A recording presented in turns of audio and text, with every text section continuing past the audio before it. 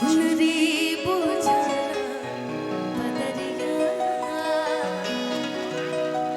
चेहरा बुझाना चांद हो कि पागल हो जाए कबो दिल मिलाए, ओझल हो जाए कबो छिल मिलाए, लौके तमारे लचार हो करवाला सवरिया पूरा कर अरमान। और भैया के मन से मैंने एक गाना गाया था जो बड़ा वायरल हुआ था, काबू कुरबे में हमरा राहत रहले, छन भर जुदाई ना सहत रहले, कि अब ता हमार बिना और देखले सुरतिया, कि अब ता हमार बिना और देखले सुरतिया, हो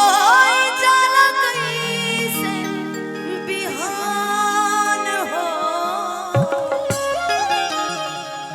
कि जाए चंदा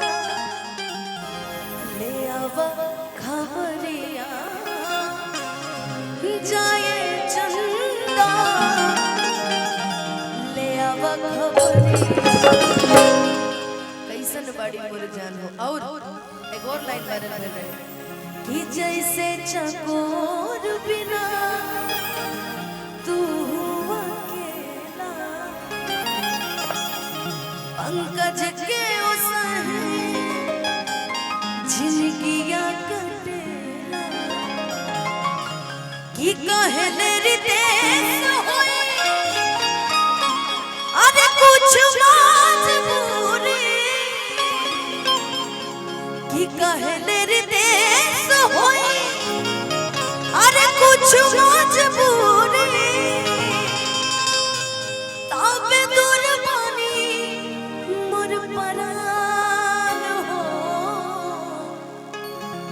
ई जाए चंदा ले आव खबरिया, कि जाए चंदा ले आव खबरिया। कैसन बाड़ी मोर जान ए चंदा, कैसन बाड़ी मोर जान हो, जहिया से चल गई छोड़ी के हमके, जहिया से चल गई छोड़ी के हमके, जिंदगी भइल सुनसान हो, जाए चंदा ले आव खबरिया, जाए चंदा ले आव खबरिया, कैसन बाड़ी मोर जान हो ए चंदा, कैसन बाड़ी मोर जान हो मैं तेरी दुनिया से करेगा, दुनिया से अब तो मुझे हर सुख देना,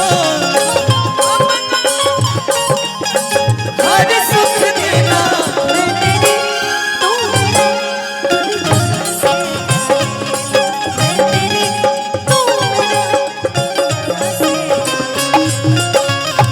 कैसन बाड़ी मोर जान, कैसन बाड़ी मोर जिंदगी में जरूरी नहीं है कि जो इंसान अलग है, जुदा है, वो बेवफाई हो। लड़की का शादी कहीं और हो जाता है और लड़का गाता है याद करके वो दिन, काबू को रवे में हमरा राहत रहले,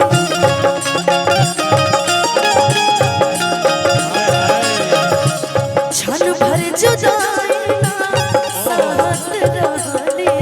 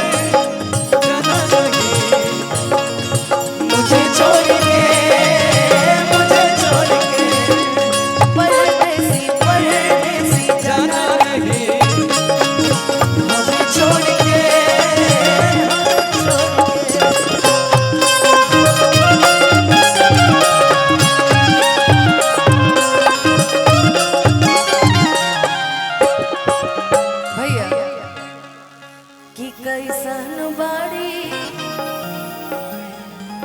मोरी जान है।